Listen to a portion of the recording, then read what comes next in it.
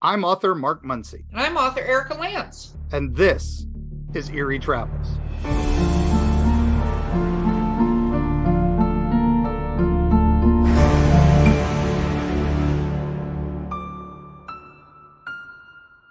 Greetings, travelers. Good Welcome, evening. welcome.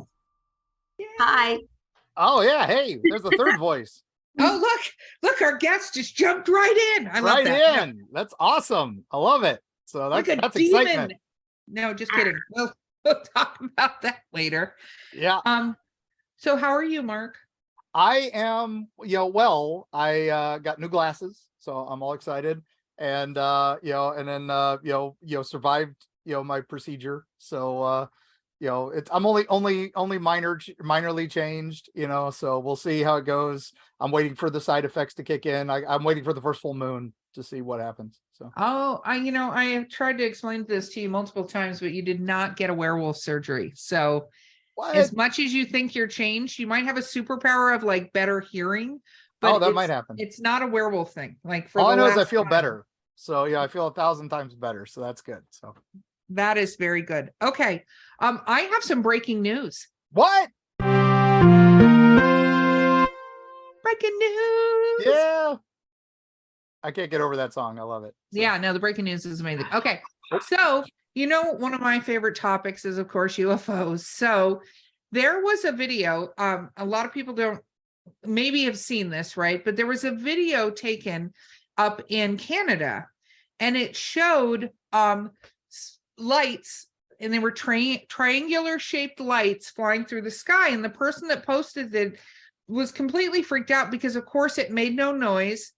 And there were several of them, and they hovered, and the guy used many expletives, which of course we can say expletives like fucking and shit on the show. But we had to wait 8 minutes. Now we ruined it. Yeah, I know. No, it's 8 YouTube seconds. rules. It's 8 seconds, not minutes. It's fine. We're fine. Okay. All right, sure. Yeah. Okay. So these are not UFOs, they're UAPs, unidentified anomalous phenomena, which is just dumb. I like UFOs better. But apparently the government in Canada came on to quell the hysteria of over like 1 million people that viewed this, to say they are actually ready. Yep. Helicopters. Hey. And that these helicopters were flying in formation.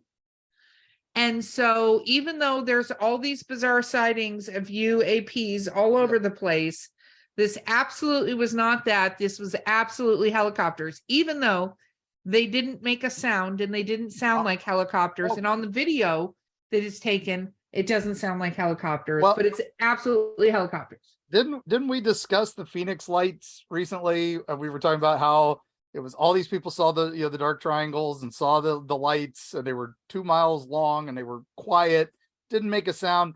And then 2 hours later, they were seen again and they were making noise. And it was people in ultralights flying in formation.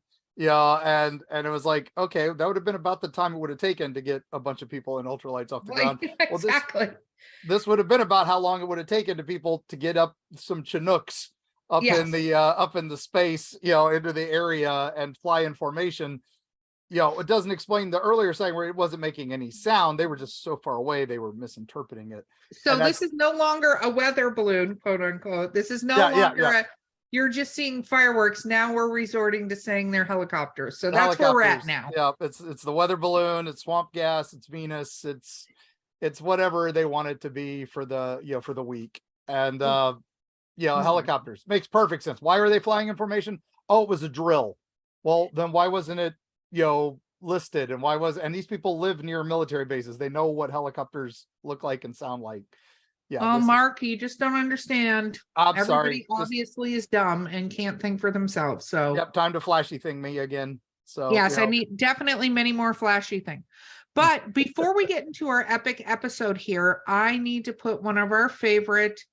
It's a little trigger warning disclaimer, because our topics today will cover demons. It will cover assault. It will cover sexual assault. It will cover what was proclaimed to be potentially rape cases. There's some ugly stuff that's on Yeah. the side of this Bad- particular topic. So this may Bad be an things with episode- children, you know, Yeah. but there is a caveat that I'm going to say to this trigger warning.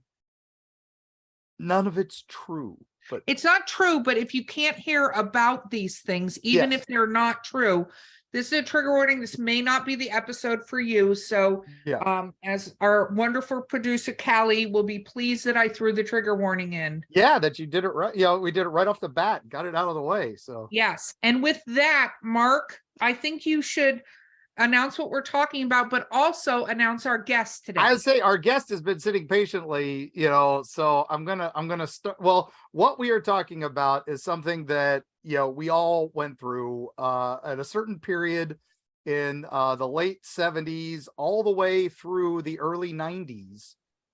We went through a period that is widely known as the war on drugs. No, it is widely known as the Satanic Panic, which coincided with the war on drugs. Imagine that. But and we're going to be talking about that. For those of you who only know it from Stranger Things or only know it from a you know, from a few other things, we're gonna go into a little bit of a deep dive on this. And to do that, we have one of my favorite authors on, and I'm very pleased that she has joined us. And Absolutely.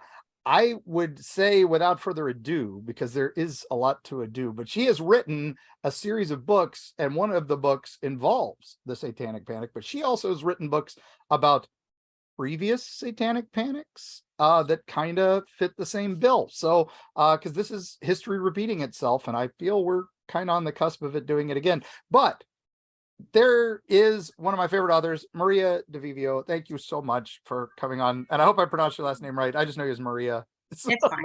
It's fine. Thank you for having me. I'm so excited to be here and talking about one of my favorite topics, which is near and dear to my heart.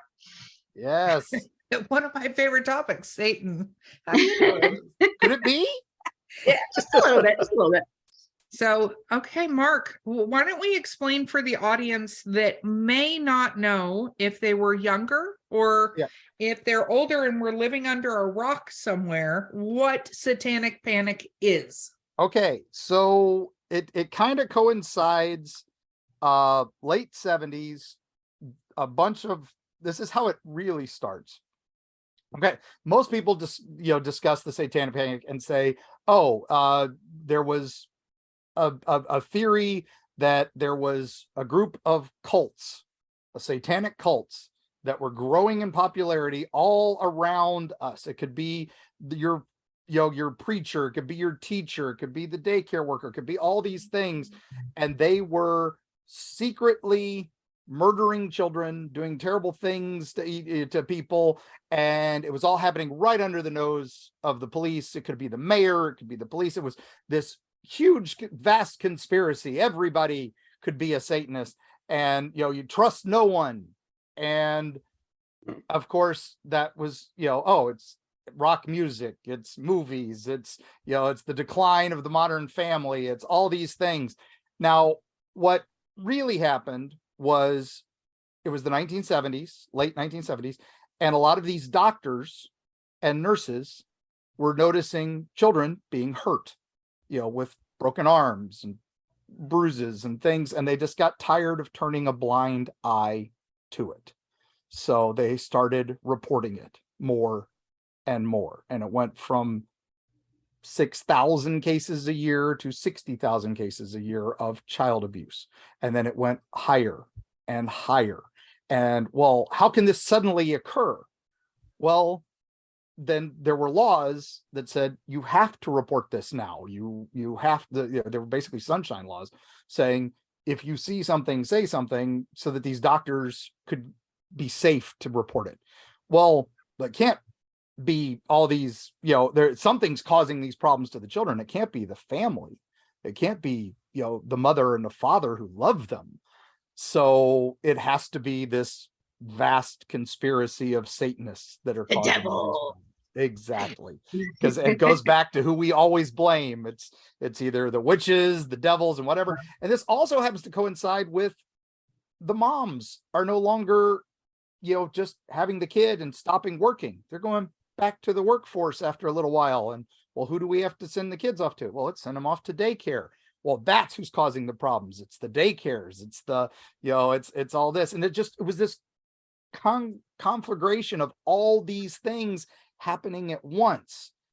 And and then of course we had a couple people fanning the flames for their own good. And that would be Anton LaVey, who was, running the Church of Satan. And then of course, Aleister Crowley, who had been long gone, but people were following in his footsteps, and they were also taking advantage of this. And they were using it to, pad their pockets. And then, and of course, mainstream media took off with it. Everybody took off with it. It was suddenly on the news. It was on channel, your 10, what were the shows back then? 60 Minutes and, and 2020 and all these things were, and then it was also the talk show era. So Geraldo and all these people came on, and they had Satanists on every day because it was ratings gold. And even Geraldo, who made his career with one of the most watched ever specials, Satan in America, even he later went on and said, yeah, probably wasn't the best journalism I ever did. But again, that's decades later.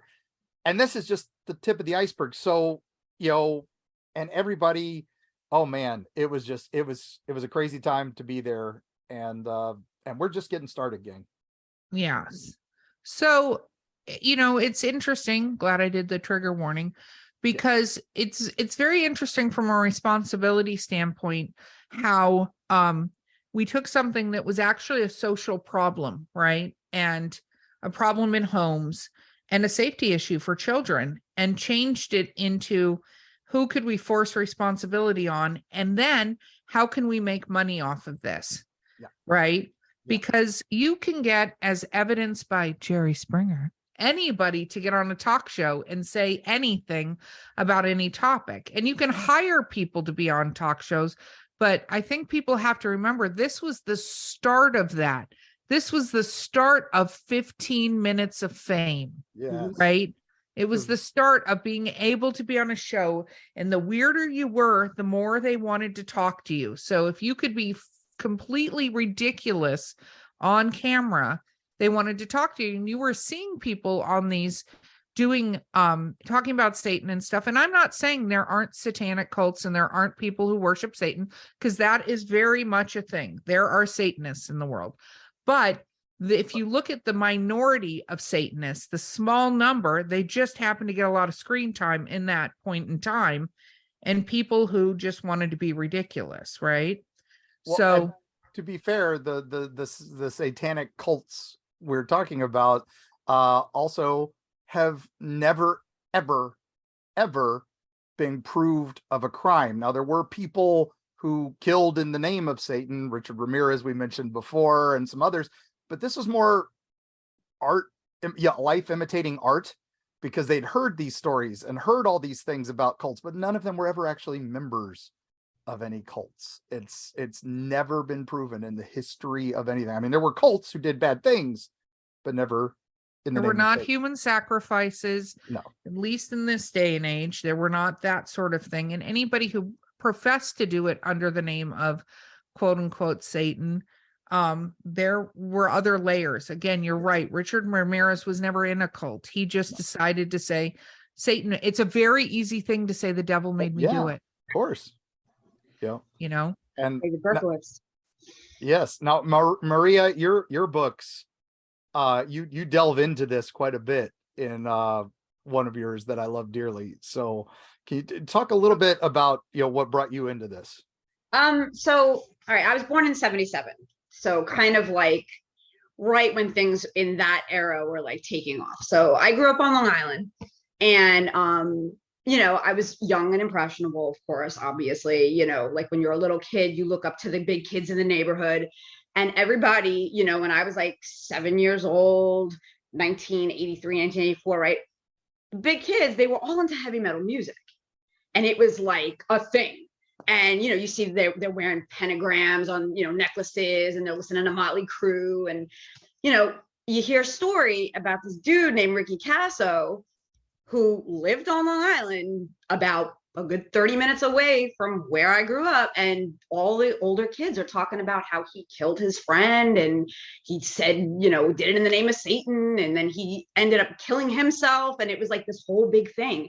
And it was weird and it was spooky and it was intriguing, you know, as a little kid hearing these stories and listening to the music and seeing the iconography and, you know, and all that. And MTV, forget it. I mean, Motley Crue was on rotation all day long. So it was What like, was you know, the name of the heavy metal? What was the name of it? There was like on MTV, you could listen to heavy metal late at night. There was, Yes. what was it called? Oh, it was after Liquid Television, because that was Yes. always the weird change of things. So Saturday night Headbangers Ball. that's Headbangers it. Ball. Headbangers Ball. Yes. Yeah, baby. Yes. So, you know, being around that constantly and that era, it was, you know, it was like a big F you to parents. That's basically what it was. From the kid's perspective, when a parent tells you, don't do this, don't do this, don't do this, what do? Yeah. You're doing it. So, you know, it was a whole mixture of the media and just everything. And it was such a different time because I think a lot of people now forget that we have so much information in our pocket. So I was born in 73. We can all date ourselves on this. Mark, when were you born? 71.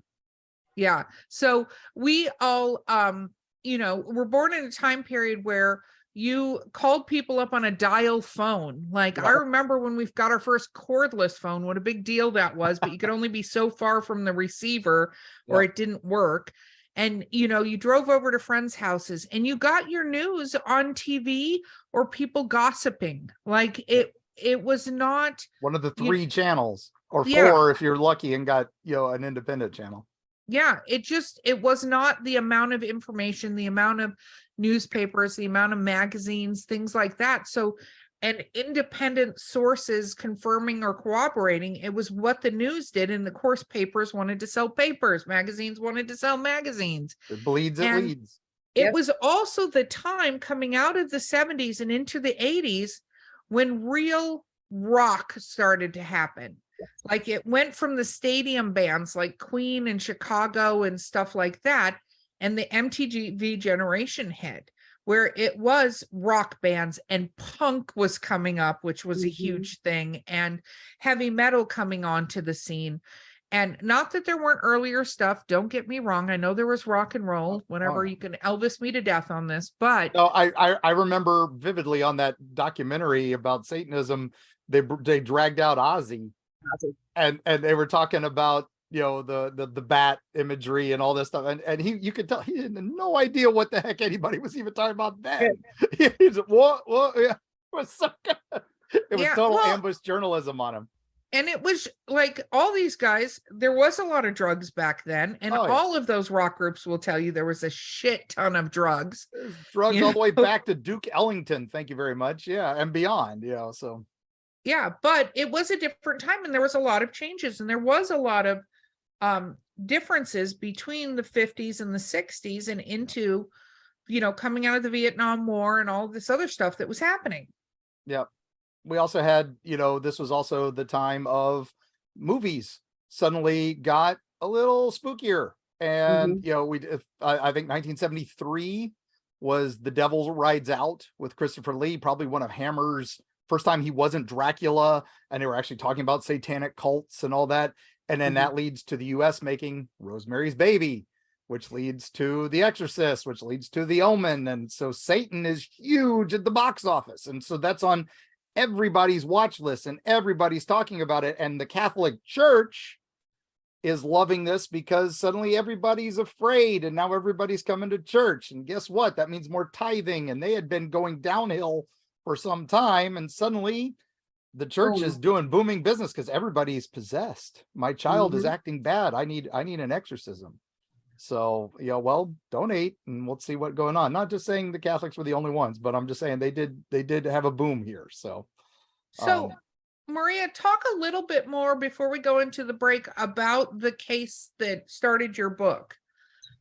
So Ricky Casso was this kid out in, you know, North Port, Long Island. And he was a derelict kid. He was just kind of a scumbag, you know. He was a drug dealer. He dropped out of school. His parents kicked him out of the house. He was living out in the woods, or, you know, crashing on his friends' couches, and heavily into drugs. They called him the Acid King because of, you know, his deep involvement with drugs. So you know, the rumor was that he was the leader of this group, the Knights of the Black Circle, and they were looking to, you know, open up the gateway to hell, and, you know, resurrect dead people, and, you know, commune with the devil, the whole nine. Were they really doing that? No. I mean, Ricky, for some reason, he thought it would be cool to go to like an old graveyard, a wartime graveyard, and he dug up some bones or something. But that was about like the extent of it. And of course, you know, the pentagram, when you see that graffitied on somewhere, you know, it's ooh, scary. So that was his deal. Well, apparently he and a bunch of friends, somebody stole drugs from him. This guy, they accused this dude, Gary. And they took him out into the woods, and they were having a little bonfire thing going on. And Ricky wanted retribution for Gary stealing his drugs, and they killed him. They were probably high on PCP. And as rumor has it, as Ricky was murdering poor Gary, he was screaming at him, "Say you love Satan, say you love Satan." And Gary was like, "No, I love my mom." And they tortured him. They tortured him, and they just kind of left his body there, and the rest is history. I mean, was it a satanic ritual? No. I mean, it's debatable. Did it have satanic elements? Absolutely. But they were high as fuck, you know, and that was the time period. So they were like just kind of doing when in Rome, you know. Well, and it justifies the hysteria around it, justifies the action. Yes. Yeah. To them. So no, they really bought into it, you know. Yeah, they were caught up in that whole, you know, satanic panic, you know, because everybody was up in a panic over this whole Satanism stuff. So but let's talk about real quick before we go to the break, and then we want to talk more about your actual story. But he was convicted. Yes. Did not get off on an insanity defense that Satan made him do it. No, So- he killed himself in jail. He hanged himself. Yep. So the moral of the You know, story mental is health is a thing, gang, and that's Yes. you know, and that's honestly that's where, you know, a lot of this is going to go after we come back from the break. But you know, speaking of mental health, we should, you know, check in with our sponsors. I don't think our sponsors would like you starting off like that, Mark. But we're going to take a break, and we'll be right back.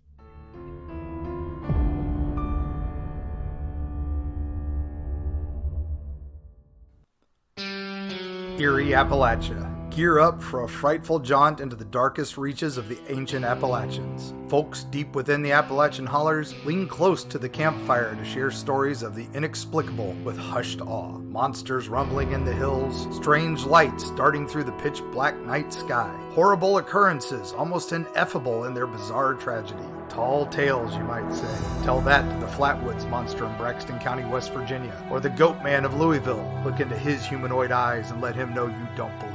And what of those apparitions in Mammoth Cave's Corpse Rock, or the Satan spawn known as the Jersey Devil? How do you respond when confronted by these mysteries? From the metaphysical energy that swirls near Serpent Mound in Ohio to Point Pleasant's Mothman legacy, Mark Muncy and Carrie Schultz explore the dark history lurking in the shadows of Appalachia. Read by Mark Muncy, author and experts on strange folklore with appearances on shows such as Ancient Aliens, The Curse of Robert the Doll, and many, many more. Greetings, mortals and others. I'm Dick Terhune, the voice from hell. I work with haunted attractions all over the US, Canada, and Europe to increase audiences and enhance their experience with highly effective commercials, narrations, animatronic character voices, whatever your dark heart desires. Let me help you do more, scare more, profit more. Find out more at Voice from Hell on Facebook and at voicefromhell.com.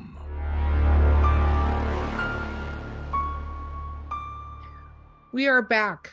You know what I want to ask before we get into everything else, Maria? You didn't say the name of your book in your book series. So let's say that, because we need to say it several times. Oh, geez, yes, that's right.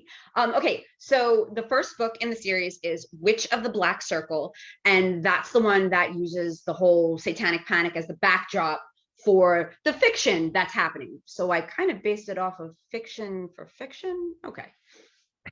Yeah, well, The true fiction that starts the also true fiction Right. based on the story. And the series name is Dawn of the Blood Witch. Dawn of the Blood Witch. I love it. I love it. Okay. So let's talk about some of these cases, Mark. Let's begin. Yeah, because now this is where it kind of, we're talking a little bit about all this stuff. Of course, this is when Tipper Gore and a few others decide to start, attacking rock music and putting labels on rock music. This is when they start banning Dungeons and Dragons because some child goes missing in Michigan and it had to be, a Dungeons and Dragons cult. And this prominent detective investigates it and he finds tunnels in the sewers that, this must be where they're playing live Dungeons and Dragons and all this. And of course, years later, we find out the kid ran off because he was tired of living at home. But we had a famous book came out. There was this guy claimed to have been a Satanist for years, and now he's reformed and he's a, good God-fearing man, and, total bupkis, and that was Mike Wormke. And then the cases start, right? They start reaching out. There's a daycare. Most famously, there's this one daycare in Kentucky that the children had obviously been sexually abused, and and they had been taken to in California. Completely off. And they had taken them to Mexico so that the during the day when the kids were dropped off, taking them to Mexico, let soldiers have their way with them, and then bring them back for pickup at 5 p.m. before anybody noticed. And these preschoolers and children were saying, yes, this happened because psychiatrists had dragged it out of them in therapy. And so then let's they had talk for medical a minute about this, because this is something that has been 1000% debunked. Yes. As a psychiatric thing, which is repressed memories, right? What is the term for it, Mark? It's false memories. It's you get it through hypnosis and leading questions, and it's an altered state of consciousness. And I'm trying to remember I had it like 2 seconds ago and now I've lost it again. but I remember there was a time where they would do hypnosis and things like that. And what's really interesting and how it got debunked was what you remember back at a point in time. Not saying you don't remember things, and you can totally remember things, but if you actually sit down and go over a memory that you have several times, so we tend to add pieces to our memories, meaning we fill in blanks for our memories to make the memory complete that weren't necessarily there. And it's very easy to suggest something happened, and then it becomes very real for the person, right? And that's what this did. It was a lot of, these are all repressed memories because they're hiding it with this and all this subterfuge. I just got to use the word subterfuge, guys. That was very good. It was very good. Yeah, thank you. It's not often you get to use that word in modern day, but so they had a lot of that. And that's what a lot of these cases were about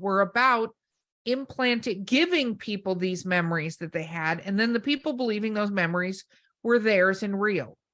Right. And it's psychotherapy, and they were trying to elicit these, memories of satanic ritual abuse, or, what they called SRA at the time.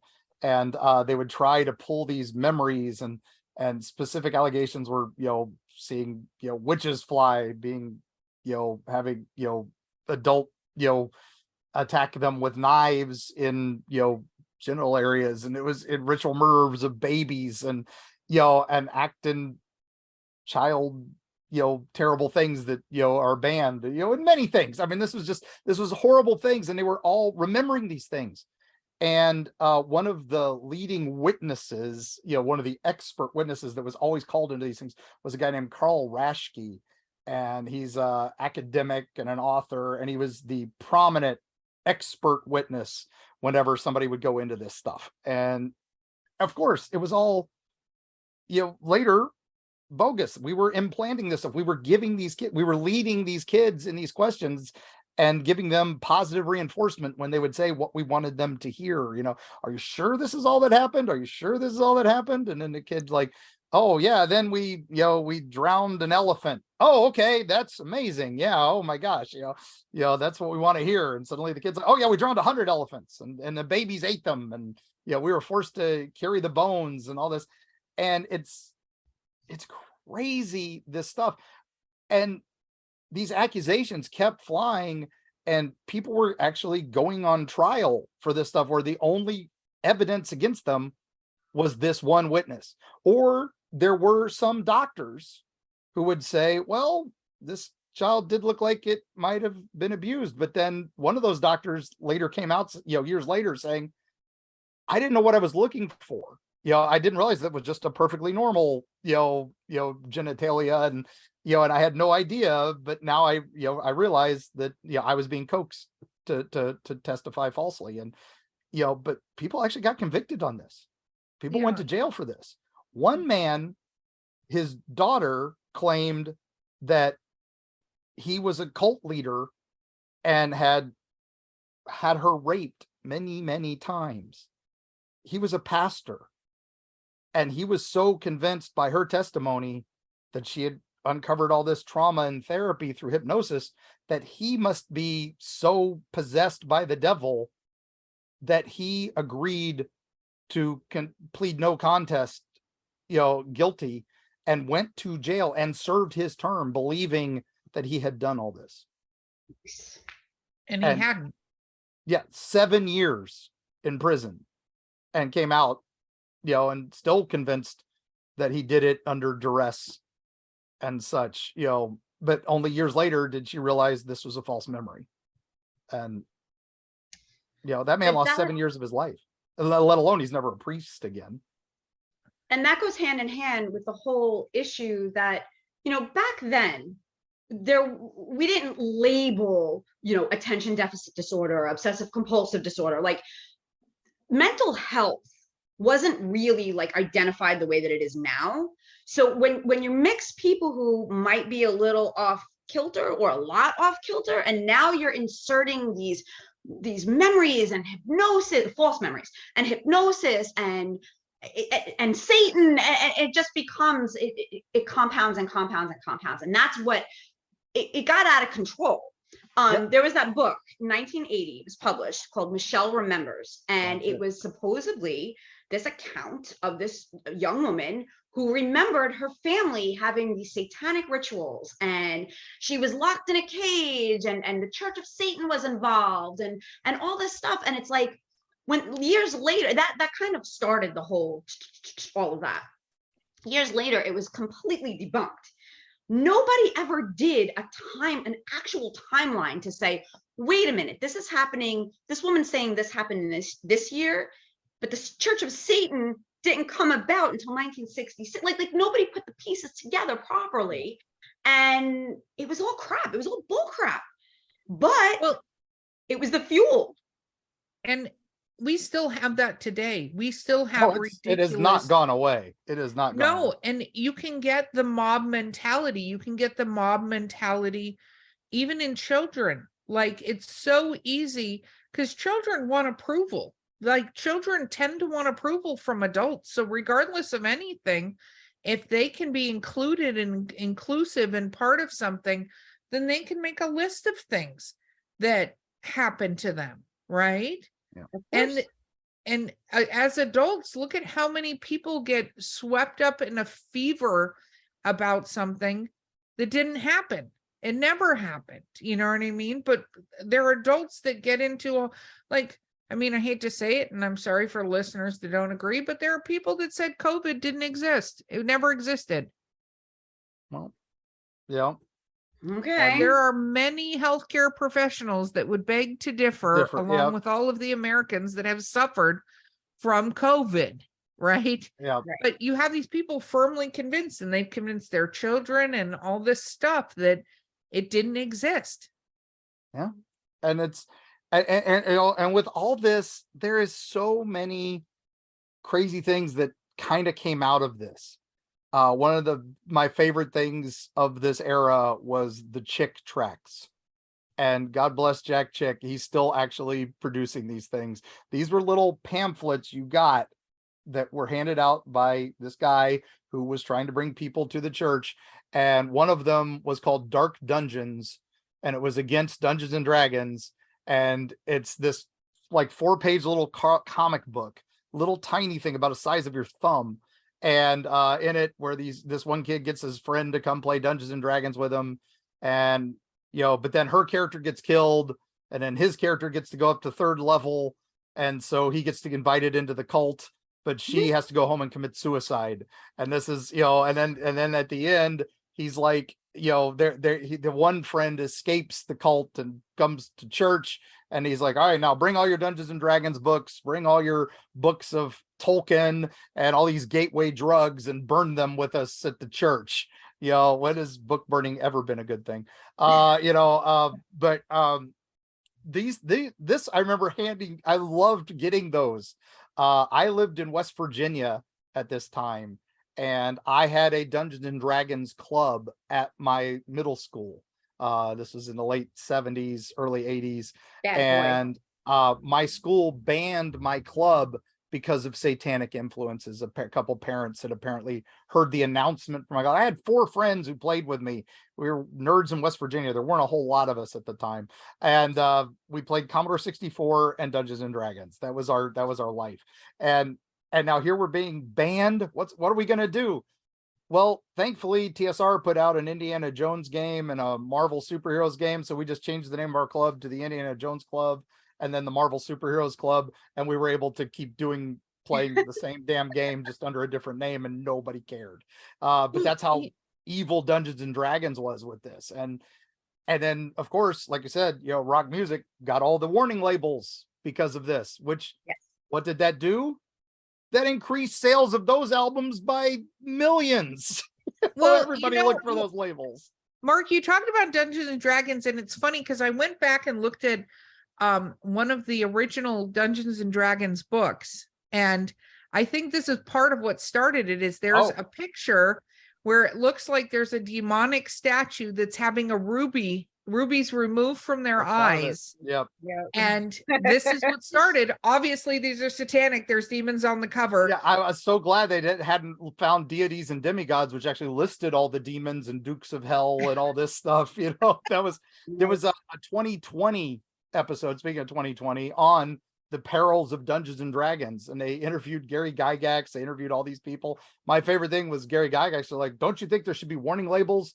This is Dan Rather, America's newscaster. He is, if it was only Walter Cronkite was the only other guy we trusted more at the time. And he's like, don't you think there should be warning labels on this? And Gary Gygax just looks at him and says, I could pick up this chair and hit you over the head with it. Is there a warning label on this chair? No. And of course, Dan Rather's like, oh, how dare you say you could hurt me?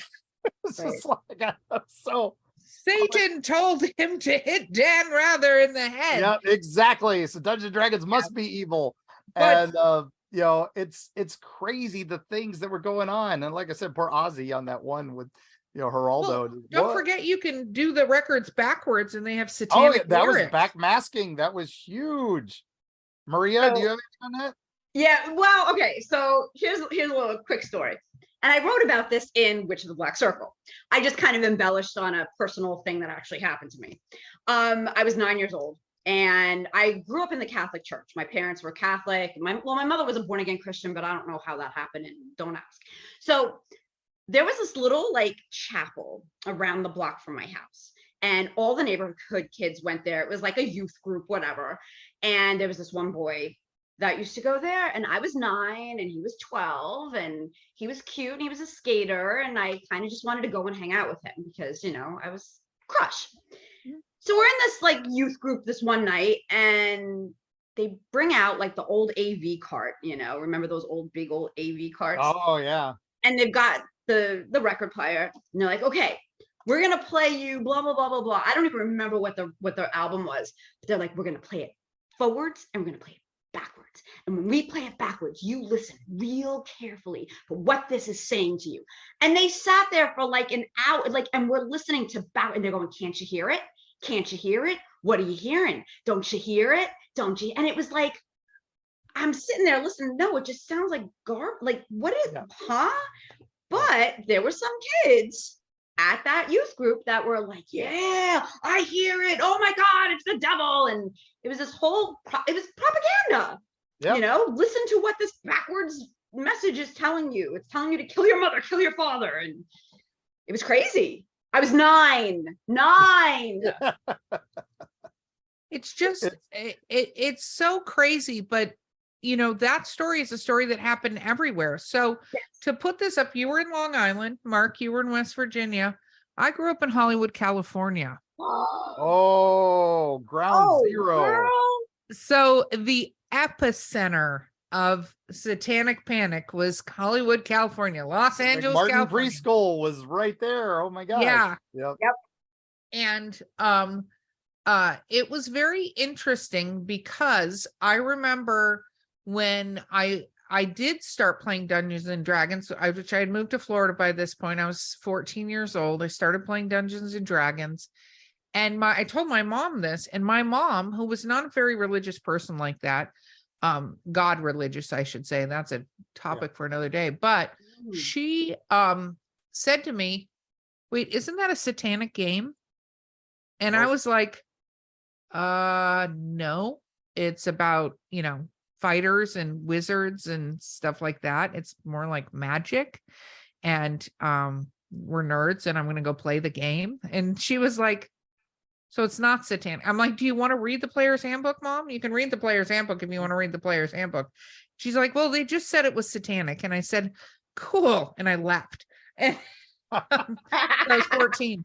But I remember the heavy metal bands because even, you know, going and seeing them, Motley Crue, Poison, Cinderella, like all of Rat, you know, all of these bands, although Cinderella, I believe, is a Christian heavy metal band. Yeah. Right. Oh, they were sneaking it in though. That was But you know, Ozzy Osbourne, and then when Metallica came out, and some of these other bands that were even more heavy metal, because I don't know if you guys remember when they had the Grammys and they did the first heavy metal award. Was given to Steely Dan. Steely Dan. I remember it was the Led Zeppelin album that had the hermit on it, you know, standing on the dove, and the staff was on top of, you know, the shelf he's on overlooking this cliff looked like a dove. So it was obviously the devil beating, you know, that was the kind of symbolism they were pulling out of these just really cool album covers. Yeah. And I guarantee you the bands were like, wow, we never thought about that. That's awesome. Yeah. Yeah. The bands were like, yeah, no, totally worshiping Satan. That's what's happening. Because this type of music too was not that popular when that all started. That was the thing. It was not the mainstream kind of music. And then out of nowhere, you had Ozzy Osbourne, Alice Cooper, Iron Maiden, all these bands that we all know and love that were, you know, they were touring, they were whatever, but they were not mainstream bands or suddenly talked about on everywhere. Yeah.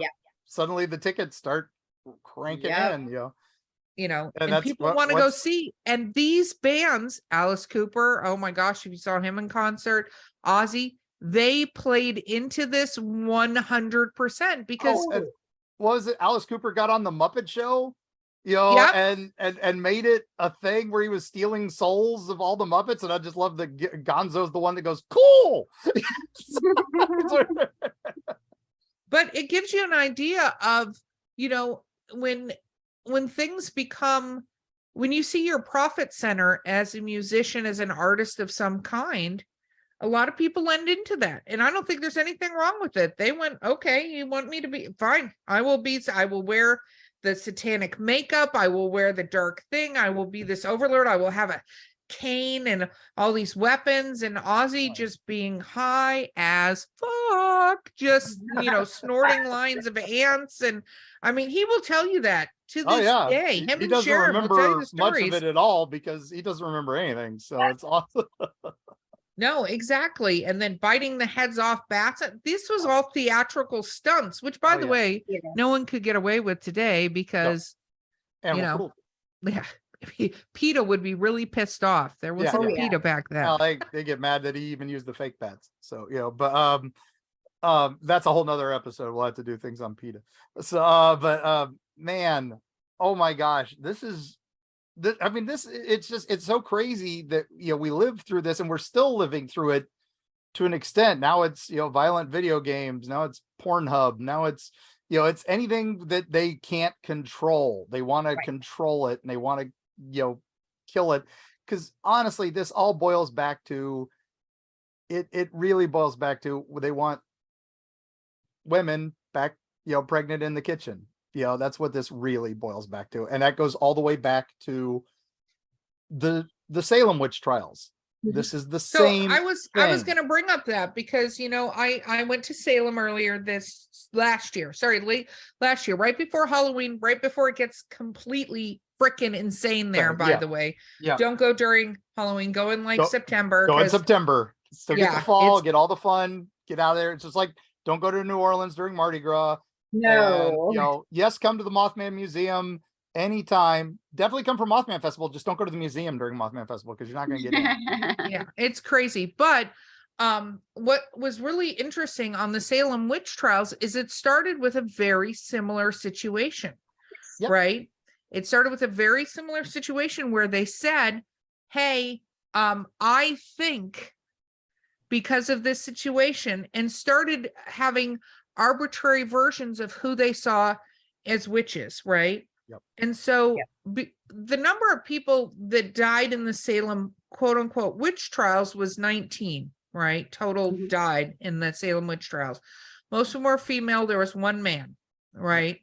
More weight. Now, but that's not everybody who actually perished from it, because they went and they jailed all these people and were trying to, until they said, yes, Satan made me do it. Yes, I was a demon. Yes, I'm a witch. They didn't let them go. They continued to torture them. And these people were damaged for years and years and died. And then after the official governmental parties that were doing this, there were militias that started to go hunt down all these people that once the governor came in and went, what in the hell are you doing? And stopped the whole entire thing.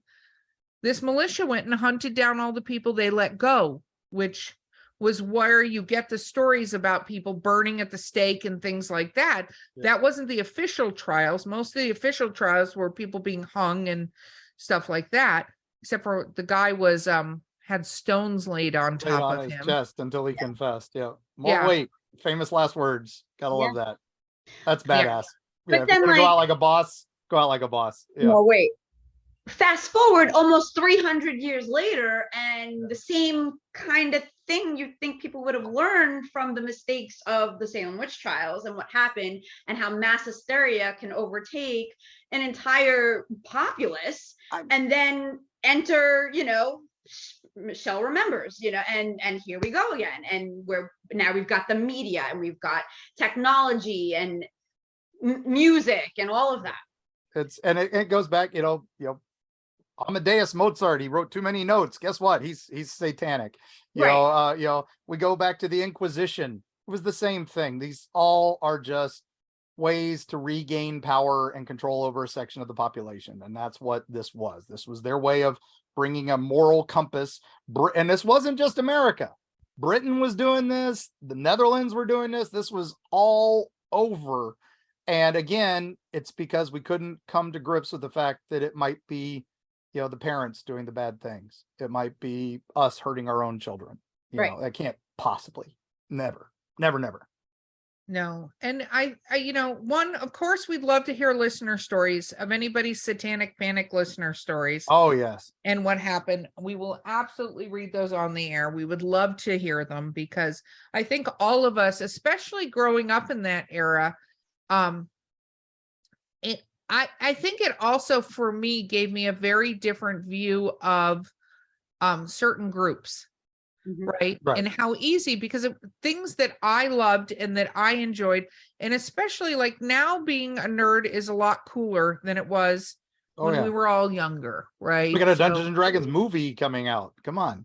Yeah, exactly. And well, we already had a movie for Dungeons and No, Dragons. I no, know no, you we never ignore did. it, but we We did never have did. a movie. We never did. Never happened. Yeah. Okay. Denial. Um, but Hawk the we had Slayer, one before okay, that. It yeah. was called Kroll. Yeah, Yeah. that's what that was Hawk the called. Slayer and Krull. Those were close. Yeah. Yeah. But you have these things that especially different groups of younger people that didn't feel like they fit in, didn't feel like they were part of the status quo.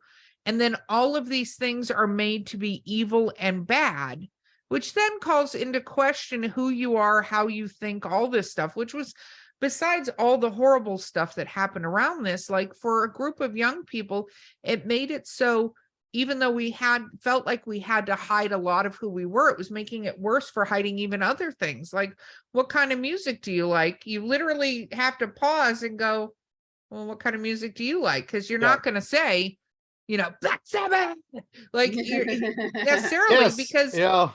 if they're like, I like the Bee Gees, like, whatever, The first two albums I ever bought was the Kiss Alive album because it came with free tattoos, temporary tattoos. And then the second was Jeff Wayne's War of the Worlds, but we'll get into that another day. But but those and those were the first ones I bought with my own money. And I didn't care about the album. I actually listened to the music a little bit and I was like, I thought these guys would rock harder. Yeah. Right. Yeah. And- What about but- you, but I Maria? love What those were your first tattoos. albums? Yeah. Oh my God. My first albums that I ever bought with my own money. Yeah. This is a shame. This is shameful. I know, right? It's a shameful. Nelson, Hey. back in the day, they had that really Yeah. fun, and they were the twins, and they had the long blonde hair, and they were Oh just man, yeah. so hot. And then Guns N' Roses. Ah, there you go. Okay, so mine was Broken Wings by Mr. Mister. Yep. No Yep. judging. Okay. No judging. And then the Culture Club's first album, Oh yeah. There you Yeah, go. which baby. my mom said, is that a boy or a girl on the cover? Yes. I had that same conversation with my Adam Ant cover. There was many Oh. albums in the 80s. The same conversation of, even when I was watching the videos, she was like, is that a male or a female? And I'm like, and then she told me how she thought Frankenfurter was very attractive. So Oh yeah, there you go. from the Rocky Horror Picture Show, that's where we went with that. That's good. That's good. Oh my God. Yeah, my next ones were Alan Parsons, Tales of Mystery and Imagination, and then the Star Wars soundtrack. So, I Oh think God, my such a tastes nerd. evolved very quickly there. Yeah. But oh my gosh. But speaking of tastes, yes, Maria, where can we find your books? Well, I am where all books are sold. Yay. Amazon, Barnes and Noble, Books a Million. Check me out. And the Awesome. books are titled, We've got, oh my God, what do we have? Witch of the Black Circle, Witch of the Red Thorn, Witch of the Silver Locust. Those are the first three that are out now. I just finished book 4, so that's in the editing process right now. And it's a planned 10 booker. Wow. So we got witches from all time periods going on. Very nice. Thank you. very cool. And what is your website and social media so people can stalk you? Well, the easiest one to go to would just be www.mariadevivo.com. Perfect. And you'll find You- everything there. You have been an absolutely fabulous guest to have on this show. Thank Yes. you guys for having me. It was so Oh, much fun. Thank Absolutely. you so But much. Mark- And I Bef- highly recommend her books. Thank you all. I've oh read yeah, no, absolutely. I have Absolutely. read them religiously, and they are very well done. They are very well written. And Thank you, so thank you. and and I'm still not satanic at all. But anyway, I do have some a breaking news story here at the end from our wonderful friends at Paranormality Magazine. Ooh, what is Yes. happening at Paranormality Magazine? All right, so you ready for this headline? This one popped up just yesterday on the website, but again, you can get the deeper articles by going to the website paranormalitymag.com. Get the actual magazine, get the digital magazine, get anything, and if you use the code word travels, get a bit of a discount and let them know that you're listening to us. But this headline, I knew you ladies would love. Woman claims shadow figure is reason she went stabby stabby. Yeah. Yeah. There you go. From March 15th, 2023. So at Yesterday. approximately 8 a.m., according to reports, police officers were called to the Lund's Oshkosh residence only to find an emotionally distraught Lund covered in blood while attempting to halt the bleeding of her ex-boyfriend's injuries. She told the cops, quote, "I thought I saw something," when she attacked her unidentified ex, whom she shares a child with and had recently broken up with, and was worried that there was, quote, "something wrong with her head." The young mother asserted that she had awakened at 6:30 a.m. and took her infant to the living room where her former partner was still asleep on the sofa so that the child could have some fun in their playpen before snuggling back into bed. She had a muddled memory of something that might have been a dream or her imagination, but she thought the victim was yelling at their daughter, the court documents state. So Lund reported to police that she witnessed a shadowy, non-human entity assaulting her ex-boyfriend, an experience that had been reoccurring for about a half a year. And according to reports, she snatched a pair of scissors and began attempting to murder the shadow figure when in actuality, it was her ex-boyfriend. He woke up in the middle of the assault and was able to ward off most of the attack, thankfully. And she, according to the complaint, asked afterwards, "Can I get you a towel? And I hope I don't lose custody." Wow. So back to a point Maria said, I'm going full circle earlier about mental health. Yes. So Yeah. although we here at Eerie Travels firmly believe there is stuff out there that we absolutely don't understand, if you are seeing shadow figures, let's start with maybe talking to a mental health professional. Feel free to grab some paranormal experts into your house to do Yeah, a little I was looky about to loo. say, do a Let's cleanse, not let you know, half a year throw- pass of you thinking you're seeing shadow figures. and throw some salt at it before you start stabbing it, because shadow figures not known for being killed by stabbing. Nope, So- nope. You should definitely maybe do some sage in your Yep. home. Yeah. There's some crystal shops that can help you out, but let's also maybe talk to somebody who's a mental health professional just to get whether or not there's anything there. There might not be. There might be shadow figures, but let's check all of our bases. Reach Shall out we? to a spiritual guide who might be able to cleanse your house. Right. There are many resources out there, many Yep. avenues to go down to get the problem solved before you start stabbing. Yeah, before we go stabby stabby, which I love, that was the headline. So, but if Yeah. you like headlines like that and stories like that, paranormalitymag.com, get your subscription, code word travels, and that will be in the show notes down at the bottom. But my goodness, Awesome. gang, I think we survived the satanic panic. We did. Oh, yeah. Do not forget to like and subscribe to us. If you're listening, you haven't subscribed already, hit that subscribe button. And we would love to have your stories, whether they're satanic panic or shadowy figures. Please don't have your story involve you stabbing random people because of your shadow figures, though. We don't want that. We would like just the fun ones that maybe goof around in your house. Yeah. I mean, come on. It's part of the fun. And if, and then, so when you get done with the show today, after you liked us and subscribed and all that fun stuff, turn on your Ozzy Osbourne or your Led Zeppelin or your Metallica and go play around to Dungeons and Dragons and do all the things that were, banned from you. Watch The Exorcist, watch Rosemary's Babies. They're amazing. Make sure you movies. wear black while you're doing that. Wear Because black, that's another burn indicator. some Wear black. candles, And go and read. just- Go read Witch of the Black Circle. Yes, read Witch Yes. of the Black Circle. And oh my gosh. And then, just remember that, it all started with Geraldo. So, but- Okay, we could have left that off. Mark, okay. wrap it all up. right. Well, I was bringing it back to Satan, but, so thank you all so much for joining us and we'll see you on the other side.